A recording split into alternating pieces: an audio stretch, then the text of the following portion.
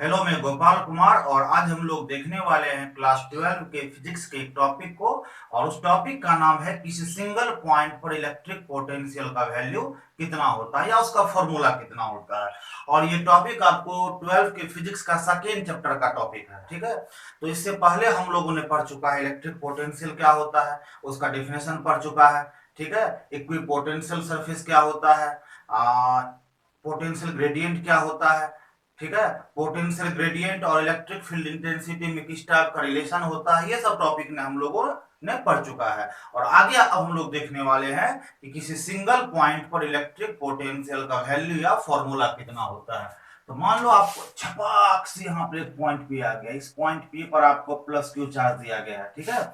और इस plus q charge के इलेक्ट्रिक फील्ड में कोई पॉइंट है, उस पॉइंट पर कितना इलेक्ट्रिक पोटेंशियल हम लोग को उसी पोटेंशियल का वैल्यू निकालना है, ठीक है। तो मान लेते हैं फिर छपाक से यहाँ पर एक पॉइंट ए आ गया और इसी पॉइंट ए पर हम लोग को इलेक्ट्रिक पोटेंशियल निकालना है। तो आप लोगों ने पहले पढ़ चुका है कि जहां पर कुछ भी नहीं दिया हो, किसी टाइप का चार्ज नहीं दिया हो, वहां पर क्या होता है, तो टेस्ट चार्ज होता है। टेस्ट चार्ज कहने का सेंस होता है कि क्यू नोट चार्ज जो है, इसी क्यू नोट चार्ज को हम लोग टेस्ट चार्ज बोलते हैं और इसका मैग्नीट्यूड होता है +1। तो हम लोग को इसी पॉइंट ए पर इलेक्ट्रिक पोटेंशियल फाइंड करना या निकालना है। अब देखिए, पॉइंट ए से आर तक का डिस्टेंस क्या हो गया, पी से ए तक का डिस्टेंस क्या हो गया, आर हो गया, ठीक है। तो अब इस पॉइंट ए पर पोटेंशियल फाइंड करने के लिए हम लोग को इलेक्ट्रिक पोटेंशियल के डेफिनेशन का हेल्प लेना पड़ेगा। तो उसका डेफिनेशन क्या बोलता है कि work done to bring unit positive charge from infinite to electric field is called electric potential. तो उसमें क्लियर कहा गया कि इनफिनाइट से इलेक्ट्रिक फील्ड के अंदर किसी पॉइंट पर किसी टेस्ट चार्ज को या यूनिट पॉजिटिव चार्ज को कैरी करने में जो वर्क हुआ, उसी वर्क को उस टेस्ट चार्ज के लिए हम लोग इलेक्ट्रिक पोटेंशियल बोलते हैं, ठीक है। तो यहाँ भी उसी बात का यूज करना है कि इनफिनाइट से टेस्ट चार्ज को, मतलब यहाँ जो टेस्ट चार्ज है, इस टेस्ट चार्ज को यहाँ पर कैसे लाया गया, तो इनफिनाइट से लाया गया, ठीक है।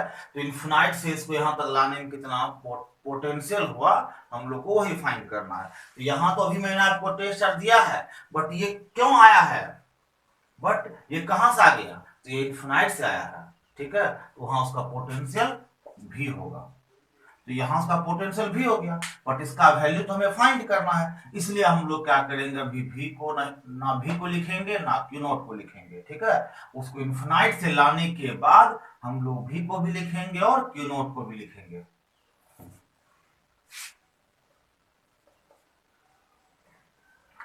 अब देखिए, तो डेफिनेशन के अकॉर्डिंग क्या है, आपको यहां पर एक पॉइंट बी हो गया, ठीक है। यहां पर एक पॉइंट बी हो गया और इस पॉइंट बी का जो डिस्टेंस वो x इक्वल टू इन्फिनाइट है। तो उस पॉइंट बी का डिस्टेंस क्या है, x इक्वल टू इन्फिनाइट है। और इसी पॉइंट बी पर आपको टेस्ट चार्ज दिया क्यू नॉट, ठीक है। उसका मैग्नीट्यूड है आपको +1, ठीक है। तो अब देखो जी, यहाँ पॉइंट पी पर किस टाइप का चार्ज है, पॉजिटिव चार्ज है। पॉइंट बी पर किस टाइप का चार्ज है, पॉजिटिव चार्ज है। तो प्लस प्लस में क्या होता है जी, रिपल्सन होता है। तो यही रिपल्सन फोर्स यहाँ भी लग चुका है। तो यहाँ पर रिपल्सन फोर्स क्या हो गया, एफ आ गया, ठीक है। तो रिपल्सन फोर्स एफ आ गया और वो राइट साइड आ गया, आउटवर्ड आ गया। अब एक चीज और ध्यान रखो आप कि क्लास 10th के बाद आपको जो भी फॉर्मूला प्रूव करना है फिजिक्स या मैथ्स में, मैक्सिमम फॉर्मूला आपको क्या होता है, तो इंटीग्रेशन मेथड से प्रूव करना होता है। तो हम लोग को भी यहाँ इलेक्ट्रिक पोटेंशियल फाइंड करना, वो भी इंटीग्रेशन मेथड से करना होगा। तो इंटीग्रेशन मेथड का सिंपल सा कॉन्सेप्ट क्या होता है कि हम लोग छोटे से वैल्यू को फाइंड कर लेते हैं और उस वैल्यू को फाइंड करके उसको इंटीग्रेट करते हैं, तो हम लोग को टोटल वैल्यू निकल जाता है। तो हम लोग यहाँ भी जो पॉइंट बी पर टेस्ट चार्ज, जिसको हम लोग स्मॉल डिस्प्लेसमेंट के लिए डिस्प्लेस करेंगे, ठीक है। और स्मॉल डिस्प्लेसमेंट के लिए डिस्प्लेस करने पर जो वर्क होगा उस वर्क को फाइंड कर लेंगे और उसके बाद उस वर्क को इंटीग्रेट कर देंगे, तो हम लोग को टोटल वर्क निकल जाएगा। और उसी टोटल वर्क को सिंगल टेस्ट चार्ज के लिए हम लोग पोटेंशियल बोलते हैं। तो पहले क्या करना, हम लोग को वर्क फाइंड करना है। तो चलिए, और वर्क फाइंड करने से पहले क्या करना है, स्मॉल डिस्प्लेसमेंट करना है। तो हम लोग इस टेस्ट चार्ज को पॉइंट बी से लेकर सी तक उसको डिस्प्लेस करते हैं। और इसका जो डिस्प्लेसमेंट है वो स्मॉल डिस्प्लेसमेंट है dx, ठीक है। इसका डिस्प्लेसमेंट कैसा है, स्मॉल डिस्प्लेसमेंट dx।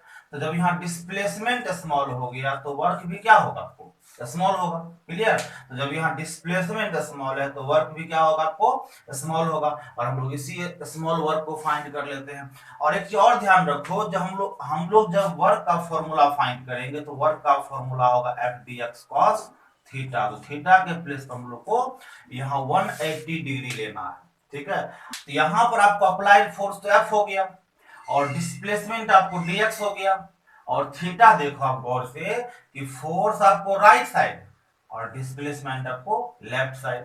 तो राइट और लेफ्ट के मिडिल में, उसके बीच में कितना का एंगल फॉर्म होगा जी, तो 180 का एंगल फॉर्म होगा। इसलिए आपको हम लोगों ने यहाँ 180 डिग्री लिखा है, ठीक है।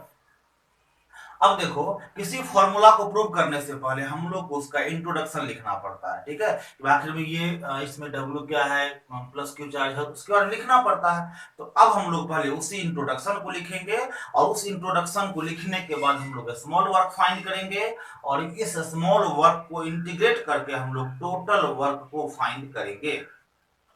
तो यहां हम लोगों ने उसी इंट्रोडक्शन को लिखा है जिसमें मैंने क्लियर रिप्रेजेंट किया है कि late plus q charge is placed on point P. तो देखो जी यहाँ पर पॉइंट पी पर आपको क्या है, तो प्लस क्यू चार्ज गिवन है।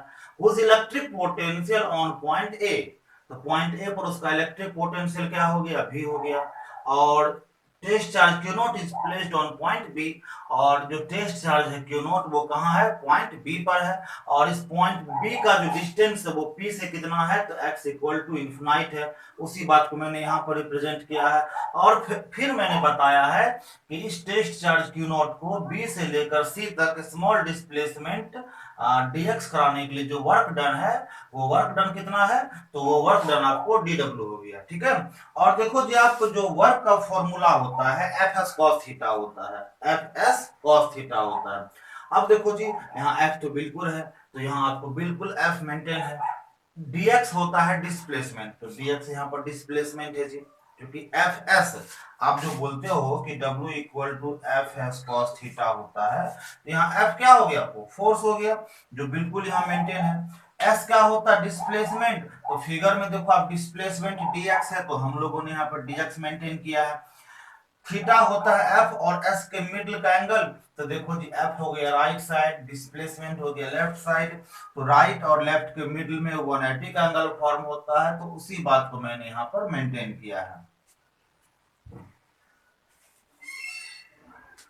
अब देखो, यहां पर आपको ये dw आएगा, f आएगा, dx आएगा। और cos 180 क्या होता है, -1 होता है, तो उसको हम लोगों ने लिख दिया है। उसके बाद देखो आप dw इक्वल टू इस -1 को f से मल्टीप्लाई करेंगे, -f आएगा जी। तो यहाँ पर -f dx आ चुका है जी। अब देखो उसके बाद जो F है, F का मीनिंग होता है फोर्स। और ये फोर्स हम लोग कूलम्ब्स लॉ के हेल्प के अकॉर्डिंग, और ये फोर्स हम लोग कूलम्ब्स लॉ के हेल्प से फाइंड करते हैं।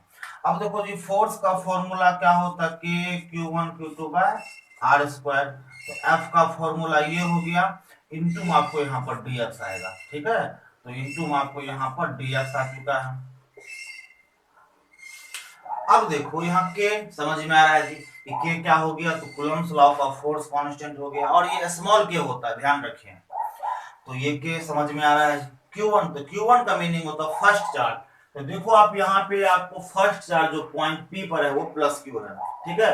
तो हम लोग कूलम्ब्स लॉ का जब फोर्स का फॉर्मूला लिखते हैं तो उस फॉर्मूला में हम लोग चार्ज के साइन को या उसके नेचर को रिप्रेजेंट नहीं करते हैं, ठीक है। तो हम लोग यहाँ पर प्लस क्यू भले गिवन हो, बट हम लोग यहाँ इसके चार्ज को प्लस क्यू नहीं, सिर्फ और सिर्फ क्यू लिखेंगे, ठीक है।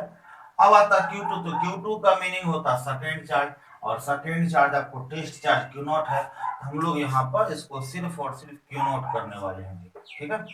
यहाँ पर हम लोगों ने इसको Q नॉट कर दिया। और R का मीनिंग होता है दोनों चार्ज के मिडिल का डिस्टेंस। तो अब देखो जी, यहाँ जो प्लस क्यू है, प्लस क्यू से लेकर क्यू नॉट तक का डिस्टेंस कितना है, उसका डिस्टेंस है x equal to infinite, it means x हुआ। तो हम लोग इस r के प्लेस पर क्या कर लेंगे, यहाँ पर x का वैल्यू पुट कर देंगे। तो ये निकला हम लोग को dw कहने का मीनिंग हुआ कि चार्ज को पॉइंट बी से लेकर सी तक, चार्ज को पॉइंट बी से लेकर सी तक जो डिस्प्लेस किए, तो स्मॉल डिस्प्लेसमेंट के लिए वर्क कितना हुआ, स्मॉल वर्क हुआ, वही स्मॉल वर्क आपको dw हो गया। क्लियर? तो हम लोगों ने dw फाइंड कर चुका है। अब हम लोग को इस dw को क्या करना है, इंटीग्रेट करना है। ठीक है, तो चलिए देखते हैं हम।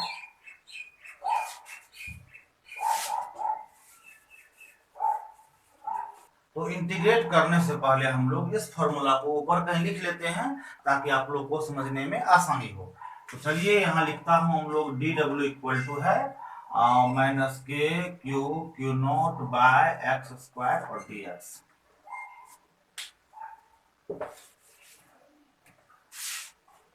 और जैसा मैंने पहले बताया था कि स्मॉल वर्क को फाइंड करके उसको इंटीग्रेट करेंगे तो हम लोग को टोटल वर्क निकलेगा। तो therefore work done to bring test charge from point B to is W। अब देखिए, तो हम लोग W कैसे फाइंड करेंगे, तो क्या कहे थे, dw को इंटीग्रेट करना है। अब यहाँ उठता है क्वेश्चन कि dw को हम लोग कहां से कहां तक इंटीग्रेट करेंगे। तो देखिए, तो जहां से जहां तक हम लोग टेस्ट चार्ज को कैरी करेंगे वहां से वहां तक इंटीग्रेट करना है। तो हम लोग टेस्ट चार्ज को बी से लेकर ए तक कैरी कर रहे हैं, ठीक है, मूव करा रहे हैं, तो बी के डिस्टेंस से ए के डिस्टेंस तक उसको इंटीग्रेट करेंगे। ठीक है जी, तो b के डिस्टेंस से a के डिस्टेंस तक उसको इंटीग्रेट कराना है। तो देखो देखो जी, b का डिस्टेंस क्या है, x इक्वल टू इन्फिनाइट, तो हम लोग भी इसको x इक्वल टू इन्फिनाइट से a का डिस्टेंस क्या है r, तो a का डिस्टेंस r तक उसको इंटीग्रेट करेंगे। अब देखिए w यहाँ होगा ही। अब देखो जी, dw का फॉर्मूला क्या है, माइनस के क्यू नॉट, ठीक है, एक्स स्क्वायर। तो ये आपको dw का फॉर्मूला हो गया, इनटू यहाँ dx भी है जी, और यहाँ हम लोग x इक्वल टू इन्फिनाइट से r लिखेंगे जी। उसके बाद देखिए, अब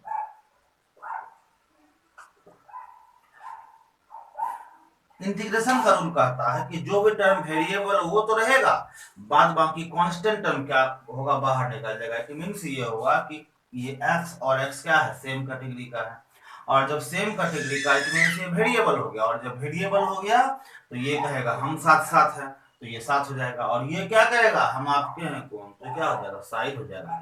तो देखो जी, ये के क्यू नॉट क्या कहा, हम आपके हैं कौन, तो साइड हो गया। x इक्वल टू इन्फिनाइट से r, और यहाँ पे 1/x² dx, ये क्या कहा, हम साथ साथ हैं। अब देखिए यहाँ पर w आएगा, ये मत बोलना कि इसका भाई बबलू होता है, तो w का भाई बबलू बिल्कुल नहीं होगा। यहाँ पर w मतलब w, यहाँ पर k क्यू नॉट। अब देखो जी, अब इंटीग्रेशन का रूल कहता है कि जो भी वेरिएबल टर्म है उसको पहले हम लोग ऊपर कर लेंगे, उसको ऊपर कर लेंगे। तो यहाँ हम लोग सिर्फ इन्फिनाइट ही लिखते हैं, अब इन्फिनाइट से r, तो माइनस के क्यू नॉट, ये यहाँ आएगा ही। अब इंटीग्रेशन का रूल कहता है पावर में यहाँ पर जो भी हो उसमें +1 ऐड करना है, और उसी से फिर क्या करना, डिवाइड भी करना है। तो हम लोगों ने यहाँ -2 में +1 ऐड कर दिया, और उसी से यहाँ पर क्या किया, डिवाइड किया। अब देखो इसका लिमिट क्या, इन्फिनाइट से r, तो हम लोग इसका लिमिट भी पुट करेंगे इन्फिनाइट से r।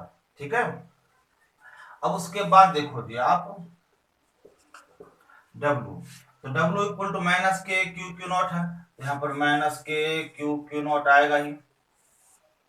ठीक है, तो W equal to minus k q not वहां आ चुका है। अब देखो जी, यहाँ पर x है, -2 + 1 क्या होता है, यहाँ पर -2 + 1 -1 होगा, यहाँ भी -2 + 1 -1 होगा, और यहाँ इन्फिनाइट से r आएगा।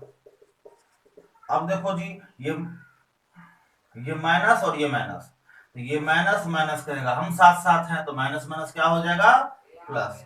ठीक है, यहाँ प्लस के क्यू क्यू नॉट आएगा, और ये तो स्वाहा हो चुका है, इस ये माइनस माइनस इसके साथ क्या हो गया, स्वाहा। तो ये क्या कहेगा, आहा। ठीक है, तो ये माइनस माइनस स्वाहा, तो बचा का के क्यू क्यू नॉट आहा, यह minus X to the power minus one infinite to R, infinite to R आ गया।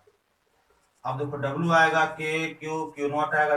अब देखो x पे पावर कितना है, तो अब देखिए यहाँ x वेरिएबल हुआ, तो उसके प्लेस पर एक बार अपर लिमिट आएगा, अपर लिमिट आ चुका है, माइनस देके इसी वेरिएबल x के प्लेस पर लोअर लिमिट इन्फिनाइट आएगा, इन्फिनाइट आ चुका है जी। अब देखिए वहां जो W है वो W यहाँ आ चुका है, तो W यहाँ आ चुका है, के क्यू क्यू नॉट यहाँ आ चुका है, और यहाँ जो है देखो W के क्यू क्यू नॉट यहाँ पे कॉपी पेस्ट हम लोगों ने कर दिया है। ठीक है, अब देखो यहाँ जो r to the power minus one है उसको हम लोग वन के बाय में कर सकते हैं, कर दिए। यहाँ infinite to the power minus one है वो भी वन के बाय में आएगा, तो वो भी आपको वन के बाय में आ चुका है। अब देखो जी W आएगा ही, यहाँ पर के क्यू क्यू नॉट आएगा, और ये वन बाय आर भी आएगा, और ये वन बाय इन्फिनाइट क्या होगा, जीरो। इट मीन्स ये स्वाहा हो गया, क्या हो गया, स्वाहा। तो ये वन बाय आर क्या कहेगा, आहा। ठीक है, अब देखो जी ये यहाँ पे आएगा ही, और यहाँ पे के क्यू क्यू नॉट और ये आर कहेगा हम साथ साथ हैं, तो इन दोनों ने क्या कहा, हम साथ साथ हैं, तो क्या हो गया, वो साथ हो गया। तो ये निकला आप लोग को W का फॉर्मूला। इट मीन्स ये हुआ कि हम लोग जो टेस्ट चार्ज को पॉइंट बी से लेकर ए तक मूव कराए हैं, तो उसको मूव कराने में कितना वर्क करना पड़ा, उसी वर्क का फॉर्मूला आप लोग को यहाँ पर ये निकल चुका है। ठीक है, अब हम लोग देखते हैं कि इलेक्ट्रिक पोटेंशियल का वैल्यू कितना होता है। तो इलेक्ट्रिक पोटेंशियल का वैल्यू समझने से पहले, ठीक है, तो इलेक्ट्रिक पोटेंशियल का वैल्यू समझने से पहले आप लोग उसका फॉर्मूला देखना पड़ेगा। अब देखो जी electric potential it means V, तो V का फॉर्मूला आप लोगों ने पहले पढ़ चुका होगा, W बाय क्यू नॉट होता है, तो यहाँ भी W बाय क्यू नॉट है। अब यहाँ पर V आएगा ही, W का फॉर्मूला पहले देख चुके हैं, K Q Q naught by R, तो W का फॉर्मूला क्या हुआ, K Q Q naught by R, यहाँ पर K Q Q naught by R आ चुका है। ये W का फॉर्मूला हुआ, अभी आर अभी क्यू नॉट बचा हुआ है, तो क्यू नोट क्या कहा, पिक्चर अभी बाकी है मेरे दोस्त, तो ये क्यू नोट अब क्या हो जाएगा, स्वाहा। ठीक है, तो V इक्वल टू के क्यू बाय आर, आहा। ठीक है, तो क्या देखे कि W का फॉर्मूला हो गया k Q q naught by r. ठीक है, क्यू नोट क्या कहा, पिक्चर अभी बाकी है मेरे दोस्त, तो यहाँ आ गया वो। अब पिक्चर को पूरा करना है ना, तो पिक्चर को पूरा करने के लिए क्यू नोट स्वाहा। ठीक है, बचा क्या, के क्यू बाय आर, आहा, यहाँ बच गया वो। तो ये निकला आपको इलेक्ट्रिक पोटेंशियल का फॉर्मूला। ठीक है, किसी सिंगल पॉइंट पर। ठीक है, और ये सिंगल पॉइंट कहाँ है, तो इलेक्ट्रिक फील्ड के अंदर है। अब इस फॉर्मूला में दो तीन पॉइंट आपको क्लियरली समझना पड़ेगा आपको, कि देखो जी मैंने जो पॉइंट पी पर चार्ज लिया है वो किस टाइप का चार्ज है, किस नेचर का चार्ज है, पॉजिटिव नेचर का चार्ज है, पॉजिटिव चार्ज है। तो यहाँ चार्ज पॉजिटिव, तो फॉर्मूला में जो पोटेंशियल फाइंड हुआ वो भी पॉजिटिव आया है आपको। ठीक है, यहाँ पर नेगेटिव पोटेंशियल नहीं आया, पॉजिटिव पोटेंशियल आया है। तो पॉजिटिव पोटेंशियल क्यों है, क्योंकि फॉर्मूला में जो भी चार्ज, क्योंकि यहाँ जो पॉइंट पी पर चार्ज वो पॉजिटिव चार्ज है, तो पॉजिटिव चार्ज का पोटेंशियल भी पॉजिटिव। यदि हम लोग यहाँ पर पॉइंट पी पर नेगेटिव चार्ज लेते तो फॉर्मूला में भी यहाँ पर नेगेटिव साइन मेंटेन होता, मतलब minus k Q by are होता। तो हम लोग यदि यहाँ पर पॉइंट पी पर लेते हैं नेगेटिव चार्ज, तो फॉर्मूला में भी equal to minus k Q by are होता। ठीक है, फर्स्ट पॉइंट हो गया। सेकेंड पॉइंट आप ये भी देखो कि ये जो सिंगल पॉइंट का पोटेंशियल है ये आपको टेस्ट चार्ज क्यू नॉट पर डिपेंड नहीं कर रहा है। ठीक है, यदि डिपेंड करता तो इस फॉर्मूला में क्यू नॉट आता, बट इस फॉर्मूला में क्यू नॉट कहीं भी मेंटेन नहीं है। ठीक है, तो इसका मतलब वो टेस्ट चार्ज क्यू नॉट पर डिपेंड नहीं किया। उसी को सेकेंड टर्म में हम लोग ऐसे समझ सकते हैं कि जिस चार्ज को हम लोग कैरी किए, मूव कराए, तो जिस चार्ज को हम लोग मूव कराते हैं उस चार्ज पर सिंगल पॉइंट का पोटेंशियल डिपेंड नहीं करता है। इट मीन्स ये हुआ कि मान लो आपको पॉइंट ए पर दिया है Q1 चार्ज, पॉइंट बी पर दिया है Q2 चार्ज, ठीक है, और इस बी के चार्ज Q2 को मूव कराकर पॉइंट सी तक लाए हैं, ठीक है, और ए से सी का डिस्टेंस आर है। तो इस टाइम जो ए के कारण पोटेंशियल होगा, उस पोटेंशियल में के Q1/R आएगा। तो यहाँ ध्यान रखें आप लोग कि हम लोगों ने मूव, तो ध्यान रखें यहाँ पर हम लोग ने मूव कराया है Q2 को, बट फॉर्मूला में क्या है Q1, और Q1 यहाँ मूव नहीं कर रहा है। तो अब जिस चार्ज के इलेक्ट्रिक फील्ड में किसी दूसरे चार्ज को ला रहे हो, ठीक है, तो उस इलेक्ट्रिक फील्ड वाले चार्ज को ही पोटेंशियल के फॉर्मूला में लिखना है। जिसको मूव करा रहे हो उसको यहाँ नहीं लिखना है। क्लियर? तो जिस चार्ज को आप मूव करा रहे हो उस चार्ज को यहाँ पर नहीं लिखना है, ठीक है। और नेक्स्ट पॉइंट यहाँ ये होता है कि जिस चार्ज को मूव करा रहे हो उसको मूव कराकर जिस पॉइंट पर लाए हो उस पॉइंट से मेन चार्ज का डिस्टेंस क्या है, उसी डिस्टेंस को यहाँ पर मेंटेन करना होता है। आपको ये नहीं देखना है कि ए से बी तक का डिस्टेंस क्या है, आपको सिर्फ ये देखना है कि मूव कराकर फाइनली चार्ज को जहां तक लाए हैं, ठीक है, उस पॉइंट से मेन चार्ज का डिस्टेंस कितना है, उसी डिस्टेंस को यहाँ पर देखना है। तो इसमें 2-3 पॉइंट इंपॉर्टेंट क्या क्या हो गया कि जो पोटेंशियल का फॉर्मूला होगा वो मेन चार्ज के नेचर पर डिपेंड करेगा। मेन चार्ज पॉजिटिव तो पोटेंशियल का formula positive, main charge negative तो पोटेंशियल का फॉर्मूला नेगेटिव, ठीक है। और जिस चार्ज को मूव करा रहे हैं, कैरी करा रहे हैं, ठीक है, तो जिस चार्ज को मूव करा रहे हैं उस चार्ज पर ये पोटेंशियल डिपेंड नहीं करेगा, वो डिपेंड करेगा जो मेन चार्ज है Q, उस मेन चार्ज Q पर डिपेंड करेगा, ठीक है। और नेक्स्ट पॉइंट कि इस Q0 चार्ज को या किसी चार्ज को मूव कराकर जिस पॉइंट तक लाते हैं उस पॉइंट का इस मेन चार्ज से क्या डिस्टेंस है, उसी डिस्टेंस को यहाँ पर मेंटेन करना पड़ता है। आपको ये बिल्कुल भी नहीं करना है कि मेन चार्ज से इन्फिनाइट वाले चार्ज का कितना डिस्टेंस, आपको उसको बिल्कुल भी नहीं लिखना है। और अक्सर बच्चे इसी में कंफ्यूज करते हैं कि इस Q0 और Q में कौन सा चार्ज लिखना है, डिस्टेंस कौन सा लेना है। इसलिए आप इस पॉइंट को क्लियरली समझ लो ताकि दोबारा इस पर जब मैं न्यूमेरिकल प्रैक्टिस कराऊंगा या कोई वीडियो बनाऊंगा तो उस टाइम आपको किसी टाइप का प्रॉब्लम नहीं हो।